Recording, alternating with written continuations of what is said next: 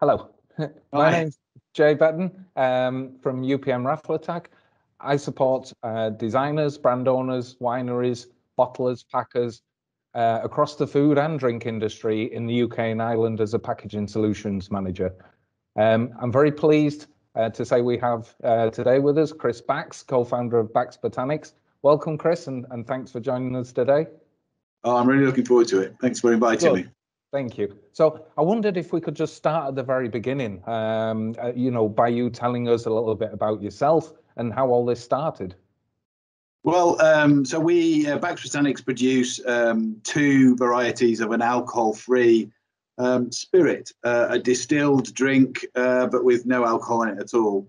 And it was myself and my wife, Rose, who launched the company and created the brand. And it was based on really almost 20 years of working with plant flavors. So we have another company called Taste the Wild, where we teach people about foraging. My background is as a chef. Rose's background was very much in plants. And so when we kind of came together, the natural thing was to go out and look at edible plants. So we've been doing that and really using products to inspire people. So our recipes were inspiring people to go out and use some of these plant-based ingredients that we were really excited about. And then over the years, people suggested that we might take some of these recipes to market. We always were rather reticent based on, and we're basically tree huggers. So we were always worried about the sustainability of using forage products and then, having this obviously incredibly successful brand and us, making too big a demands on the natural environment. So we never went down that route. And then a few things, almost one of those perfect storms came together 3 years ago when we've been playing with distilling alcohol-free drinks. And we also just absolutely saw the need. We live in the middle of nowhere, so one of us always has to drive. We love really complex drinks and food and all that. And you go out and the choice of beer is amazing. The choice of, wine is amazing. There's 30 different gins, but as a driver or someone who chooses not to drink alcohol, you don't have the choice. So we had that going on. We were playing about with alcohol-free distillation and we served some to some people and they said, wow, this is amazing. Why can't we buy it? And those original ones were all based around our heritage of wild ingredients. But we thought if we're going to do this and take it to market, let's look for a different solution. So we teamed up with an amazing herb supplier who can give us organic, free trade herbs that we know have been grown and produced in a really sustainable way. And that allowed us to kind of get our heads around taking a brand to market.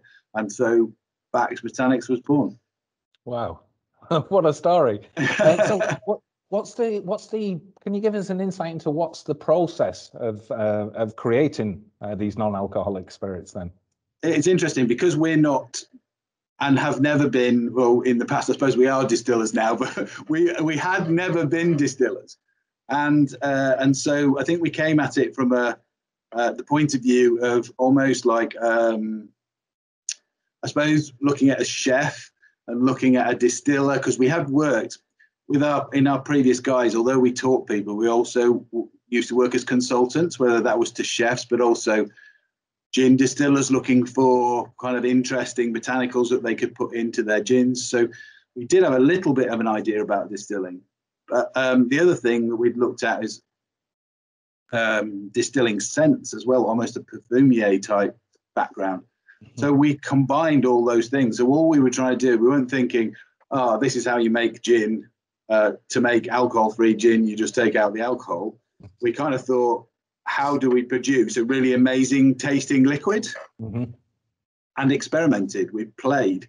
And that's very much how we've evolved recipes in the past, the recipes we've done, preserving all sorts of different other ingredients and flavor. So we played, and we have literally combined, I would say, the skills of a chef, the skills of a distiller, and the skills of a perfumier in various combinations to produce our drink. We don't de-alcoholize it. There's no alcohol in the process from start to finish. Mhm. It's about choosing the right botanicals that work with a alcohol-free distillation, because there's certain things that you can get flavor out of with steam distillation and water, and things you can't. So you have to choose your plants correctly and understand how those things work. And then different ways. So we are quite secretive about our process, I have to say, the exact process, because there are people who've said, how the hell do you do that? Distillers who've said, how the hell do you do that? It is distilled in a very traditional way. We don't use a flavor house. We don't put drops of flavor in there. You know, it's not based around that type of production. It's based around a really honest. We have a big still called Ebenezer. It's a 240 litre still. And with different techniques, sometimes distilling one herb on its own, sometimes they need to be distilled together, sometimes they need to be macerated, sometimes they don't need to be macerated. A combination of those things creates Bax Botanics. And so do you use your family and friends then as the test panel, as pilots, the judging panel? So we were quite lucky when we started. We were obviously running these courses which are based around flavor and stuff. So we had kind of had a captured audience. So at the beginning, we literally would create flavors and then give them to the general public. We had them there. And also, you know, we had really interesting contacts through teaching foraging, like the Gourmet Food and Wine Club of Britain. We'd done work with them. So they agreed to have a tasting evening and did a tasting panel for us. And so we kind of did quite extensive research with what people liked beforehand. But yeah, definitely. I mean, friends and family are now very used to being guinea pigs. Guinea pigs for booze. Yeah, definitely. So how do you see the trend of non-alcoholic drinks progressing now? Do you see it growing? Do you see it diversifying into other areas? I think it's definitely growing. Every kind of bit of research is pointing in that direction. I think it's very interesting that people were talking and still are talking about low and no. Ours is completely no, which does open up certain other markets. And also there's been a lot of talk recently. I know there's been Forbes have just done an article about how people are liking the no alcohol category because there's no ambiguity about how much alcohol in it. And so sometimes when you've got a low alcohol product, it's like, well, how low alcohol is that? Is it, you know, can I have 2? Can I have 3? You know, what level as that is? Also culturally and looking at a world market, having 0 alcohol in there opens up a larger part of the world to you. So we've just launched in, or just about to launch in, the UAE, and their kind of criteria for no alcohol is much lower than the UK. So you can say, you know, alcohol free at 0.5%. UAE is 0.01.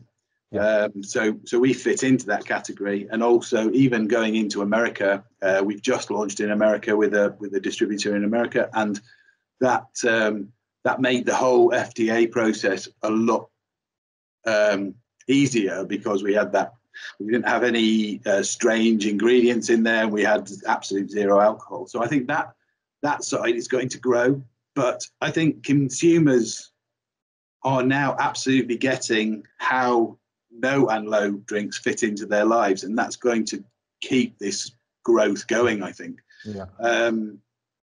I think it started with a kind of very much a sort of health and wellness movement, and certainly that sort of sober, curious movement. But I think it's got so much more into mainstream now, and people that I meet are choosing. They're not coming completely away from alcohol, but they are at certain times of the week, say. So Monday to Friday, they don't drink, but they want a sophisticated drink that they can have Monday to Friday. So the market is definitely increasing, and figures are showing that they reckon a 30 30 to 35% growth over the next 3 years, which is phenomenal, you know. Mm-hmm.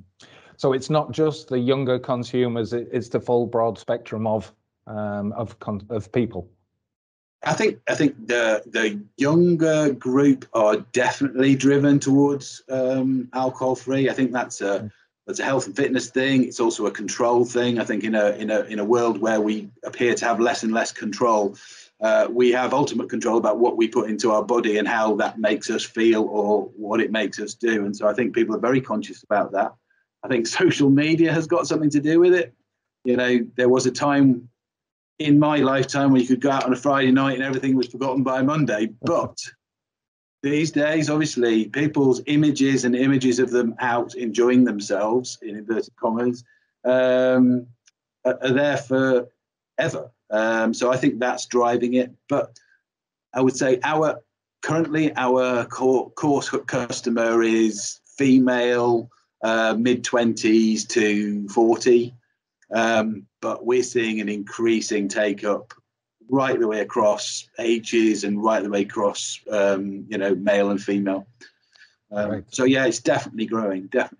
Yeah, and may I use the dreaded C word and see what impact has COVID had in terms of your business plan or growth?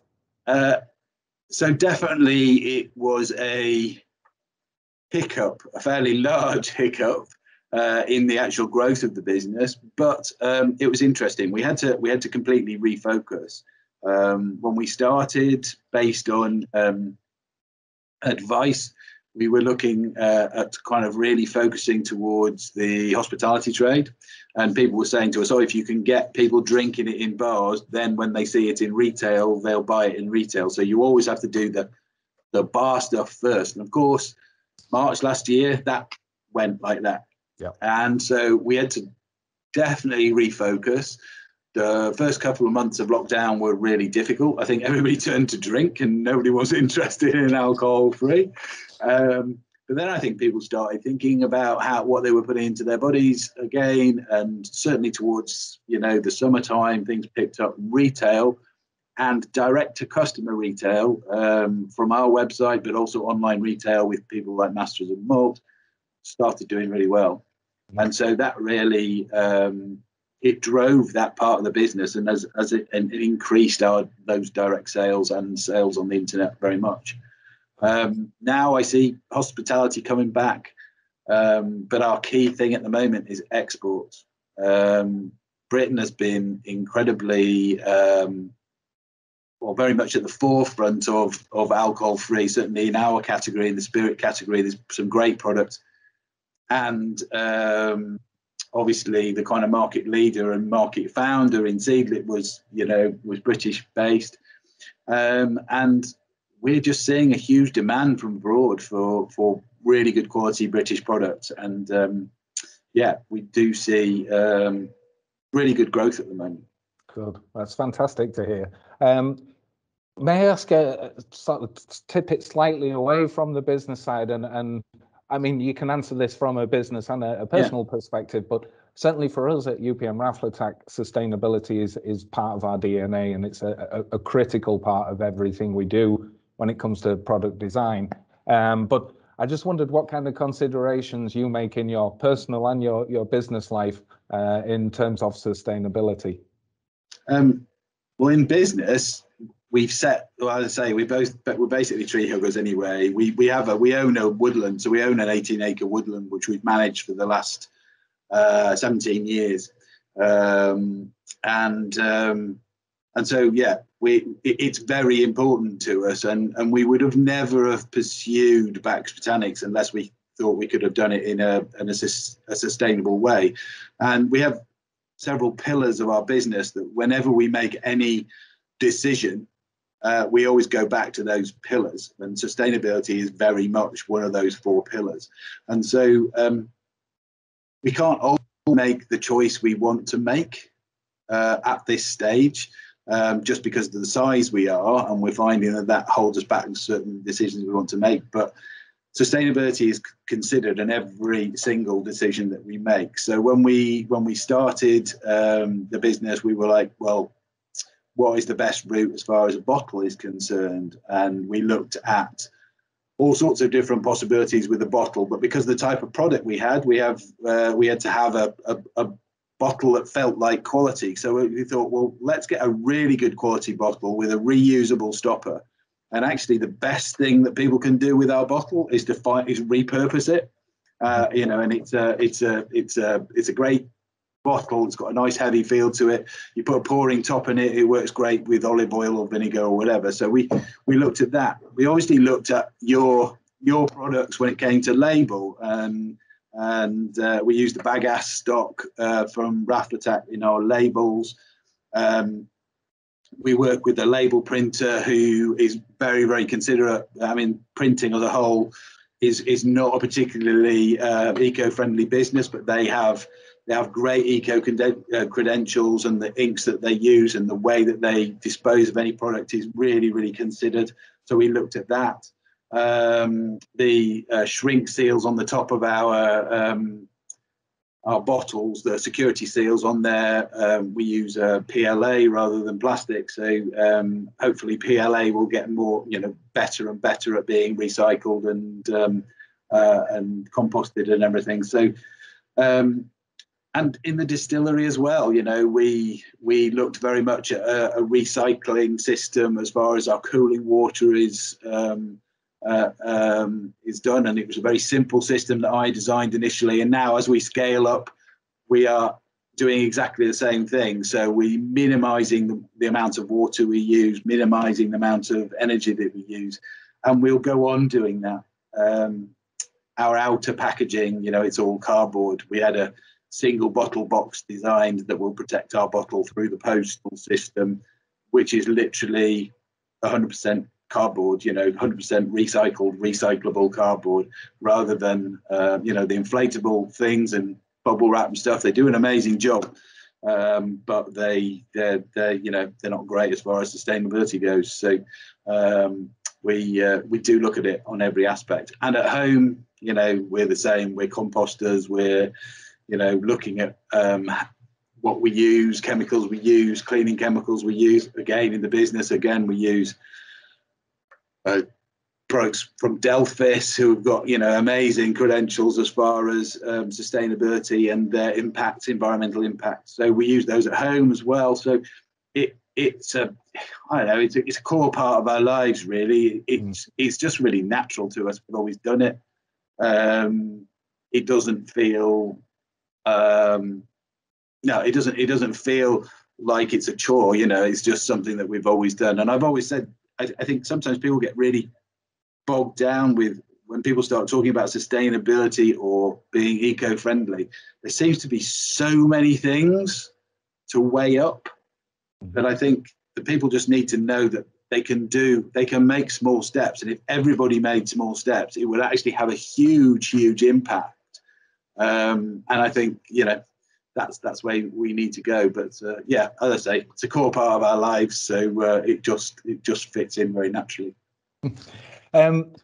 Just probably one final question from my side. What does the future hold for Bax Botanics? And would you ever, this is my personal question, would you ever consider adding an alcoholic version to the range?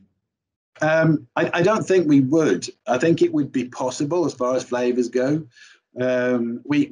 Rose and I both drink alcohol. We're not anti-alcohol. We're not, evangelists telling people not to drink. Although our still Ebenezer is actually named after my great grandfather, who was an evangelist Baptist who decried the use of any alcohol at all. So I thought it was quite nice to name the still after him as an alcohol-free still. But no, we still do drink. But I think Bax Botanics has kind of chiseled itself a little niche in this alcohol-free market. And I think because we're literally zero alcohol, I think to be involved with alcohol would probably diminish the brand status as that. As far as where we're going next, we actually developed more than the 2 flavors that we've got out at the moment. So there will be more flavors out there. And one of the other pillars of our business is innovation. So we're looking at sort of pushing forward with that. But last year, kind of, the idea of developing a new product under COVID was a bit scary, but now I think, as I say, with the success of export and the growth in the sector, I absolutely think there's room for more Bax Botanics products out there.